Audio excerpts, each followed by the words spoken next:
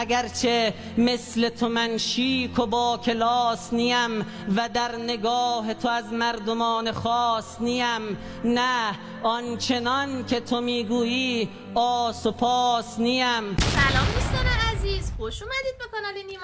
خوشحالیم در کنار شما همراهان عزیز هستیم، بینندگان گرامی که لطف کردید وقت گذاشتید چند دقیقه آینده رو همراه همدیگه باشیم. همین الان ویدیو رو لایک کنید، با کامنتاتون هم به ما انرژی بدین. خیلی زود و سریع بریم سراغ اصل مطلب و این ریاکشن رو با هم دیگه تماشا کنیم. دوست دارم اینجا شعرهایی که دارم شنیده بشه، مخصوصا شعرهایی که مرتبط با وضعیت کشورم هستش. بعد بیشتر کسایی که از موفقیتم در این برنامه خوشحال میشه طبیعتاً خانواده‌ام، مخصوصا مادرمه. در تلویزیون ایران یه مسابقه اجرا میشه به نام سرزمین شعر که حالا اون کسایی که استعداد دارن تو زمین شعر میان و شعراشون رو میگن. حالا یه سریشون برگزیده میشن، یه سریشون نه. یه شرکت کننده از افغانستان شرکت کرده که راجع به افغانستان خیلی صحبت شده تو این برنامه. خیلی جالب هم هست، حتما همراه باشیم ببینیم چیا گفتن. بعد دوستام و خودم. وضعیت یا فضا در افغانستان ایران متفاوته. اون فضایی که الان در ایرانه تو افغانستان نیست و فضایی که در افغانستان در ایران نیست. کلا فضای متفاوته. به همین خاطر شعرهای شاعر افغانستان با ایران در این سالهای اخیر راهشون رو دارن کم کم از هم جدا میکنن. همون فضای شعری که هستن. من به خودم از روز اولی که برای شرکت در برنامه پیام گذاشتم، از همون روز ایمان داشتم به خودم این که میتونم حتما فینال برم و تا فعلا که الحمدلله نظرات مثبت داورا رو دارم و شعرهای خوبم دارم. حالا اگر خدا توفیق بده و بخواد انشالله تا فینال هم میریم. کلا اینطوریه دیگه، توی هر کشوری اون شعرای اون کشور، اون داستان سرایان اون کشور با توجه به اتفاقایی که تو بطن جامعه میفته، تو دل جامعه میفته، حالا یا شعر میسرورن یا داستان مینویسن، فیلم میسازن. کلا هنر یه جورایی انگار از دل یک جامعه بیرون میاد. هنرمندا یا احساسشون انگار خیلی آدم احساسی ترین، زودم این چیزا رو میگیرن و واکنش نشون میدن با شعرشون، با آهنگشون. بله، این ادامه رو ببینیم چه شعری برای ما میگن و از اون طرف نظر داورها راجع به کشور افغانستان چیه. ما چون دو دریچه روبروی هم،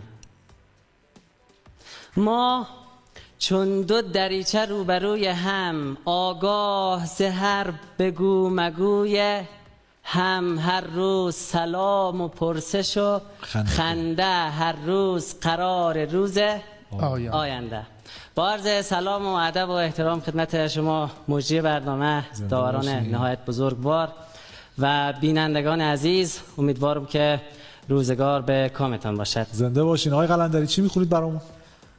من یک شعری میخوانم که امیدوارم این شعر در کنار دیگر اشعار شاعران بزرگ دو ملت ایران و افغانستان که برای مستحکم تر شدن رابطه ناگسستنی این دو ملت سروده شدن قرار بگیرد و پلی باشد برای درک بهتر از ضمیر همدیگر که خدای نخواسته اگر روزگار با ما به جنگ آید و جهان بر ما به تنگ آید، ما پناهی جز همدیگر و آغوشی بهتر از آغوش همدیگر برای وطن شدن سراغ نداریم که این بارها و به کرات ثابت شده است. این واقعا حرف درستیه. در طول تاریخ دیدیم انقدر اتفاقایی افتاده ولی باز ایرانی ها برای مردم افغانستان، مردم افغانستان برای ایرانی ها یه جوری پشت و پناه همدیگه بودن. همدلی عبه نرفته، یه جورایی قلبشون مثلا میتپه باز. دقیقاً.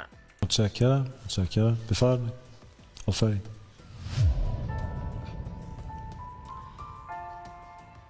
نگاه کن به من و چشمهای بادامیم، که سبز گشته از این فاصله در آغوشت، که زنده جانم و از بد بیاریم ای دوست، پناه بردم از زلزله در آغوشت. دویدم همه خارهای دنیا را، خزیدم همه دشتها و صحرا را، رسیدم به تو و حال ماندم پا را، که جان به در برم از آبله در آغوشت. قبول حرف تو، من یک کمی بله شوخم، که در سرشت من از خاک یک گل شوخم. اگرچه گاه خطا کرده این دل شوخم، مرا بگیر بدون گله در آغوشت. مرا که بی وطنم از تنت جواب نده، به هر مسیر اگر دیدیم عذاب نده. مرا به روی به گرمای جاده خواب نده، بمان که حل شود این مسئله در آغوشت. اگرچه مثل تو من شیک و با کلاس نیم، و در نگاه تو از مردمان خاص نیم، نه آنچنان که تو میگویی آس و پاس نیم.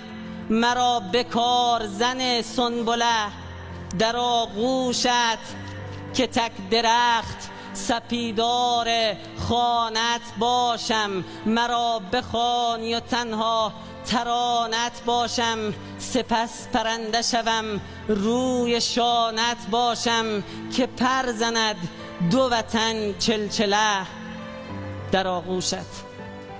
میدونی ما در اعظم مردم افغانستان به واسطه رنج‌هایی که در طول سالیان گذشته دیدن، شعرهاشون پر از حسه، پر از احساسه. گوش میکنی یه جورایی بغض میکنه. آره یعنی دقیقاً بیت به بیتش، صد به صدش پر از حس جدایی، پر از حس غم که فکر فرو میره وقتی گوش میکنه. آره واقعا با روح و روان آدم یه جورایی بازی میکنه، بخاطر همین یه مقدار شعرهاشون ویژه تره.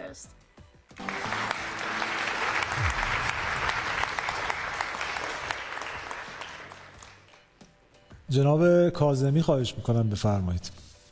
من به یک نکته زبانی اشاره بکنم. میگه رسیدم به تو حال مانده‌ام پا را.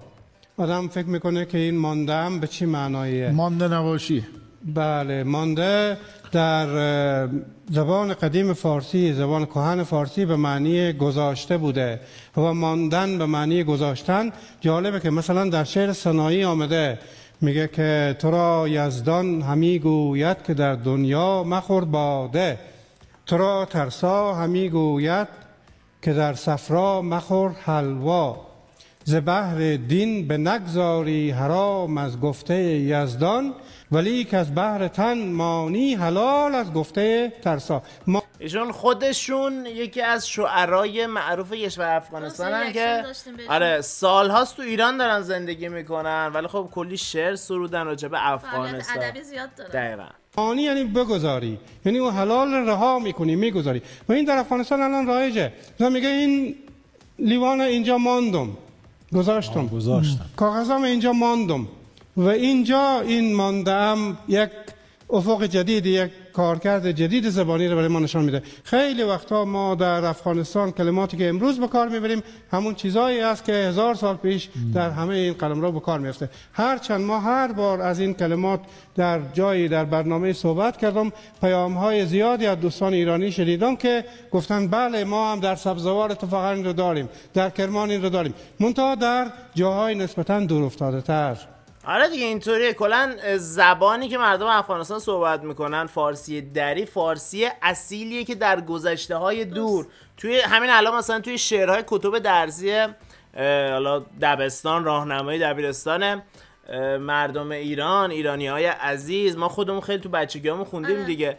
اینا رو بریم نگاه کنیم میبینیم که خیلی این زبانه شبیه به زبان فارسی دری که افغانستانی‌ها صحبت میکنن، یا تو خیلی از شهرهای کوچکتر و روستاها هنوز هم از این اصطلاحات استفاده میشه و یه مقدار اصیلتر و قدیمیتر بروز نشده. این فارسی که ما داریم صحبت میکنیم یه ذره فارسی امروزیه، فارسی که کلمات بریده شدن، یه سری اصطلاحات خارجی و عربی وارد این زبان شدن و به خاطر همین فارسی کاملی نیست، ولی خب دیگه مصطلح شده، صحبت میکنیم بهشو. و زبان محاوره‌ای ما شاید مثلا مثل مردم افغانستان اون کلمات اصیل فارسی قبل رو تکرار نکنیم و چیزای دیگه جایگزینش شده، ولی بیگانه هم نیستیم. اینا رو مثلا تو قدیمی ترها مادر بزرگامو یا مثلا توی کتب درسی زیاد شنیدیم که هنوز اون اصالت‌های زبان قدیم حفظ شده.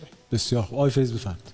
مرحوم قهار راسی یه شعر داره برای معشوقش که اونو رها کرده رفته، گفته میگه به سوی کافرستان رفته دختر، مرا مانده پریشان رفته دختر، نمیدانم چه میآید به برگشت ز پیش من مسلمان رفته دختر. خیلی هم شعر قشنگیه. بعد اینجا مانده یعنی دقیقا مرا گذاشته پریشان رفته، رها کرده. بله منو رها کرده و گذاشته پریشان. خیلی درسته. این بود حضور شاعر اهل کشور افغانستان، شاعر کم سن و سال فکر کنم کشور افغانستان، در برنامه سرزمین شعر که همین به تازگی داره پخش میشه و حالا مراحل بعدیش هم در آینده هست. هر چقدر رفتن جلوتر و حالا صحبتی شد راجع به افغانستان، راجع به حضور ایشون در تلویزیون ایران، براتون ویدیوهایی رو تهیه میکنیم میذاریم حتما و ببینید تا کجا پیش میره، آیا میتونن اول بشن یا نه. آره بعد ببینیم. واقعا کلا این مسابقه جذابیتش همینه دیگه، یک نفر شما دنبال میکنی از ابتدا و باش همزاد پنداری میکنی، باهاش خلق و خوش و اینا، رفتارش و اینا رو قشنگ میبینی چطوریه و دوست داری هی پله پله بره جلوتر بره جلوتر و ببینی آخر میتونه اون اول بشه یا نه. تو مسابقه‌های مختلف، مسابقه خوانندگی، مسابقه چالش برام هستش. آره خیلی جالبه. حالا امیدواریم این دوست عزیزمون هم برن جلوتر، برن به فینال برسن و تهش ببینیم چه اتفاقی میفته. حتما نظراتتون رو شما عزیزان برای ما داخل کامنت ها بنویسید راجع به زبان فارسی که در ایران صحبت میشه و فارسی که تو افغانستان صحبت میشه. این دوتا زبان رو خیلی راحت میتونید متوجه بشید. یعنی من خود من الان دیگه بعد از این همه ریاکشن و این همه ویدیویی که دیدیم خیلی راحت میتونم متوجه شم. شاید اون اوایل یه ذره اون لهجه، اون گویشه، بعضی از کلمات برام سخت بود، متوجه نمیشدم.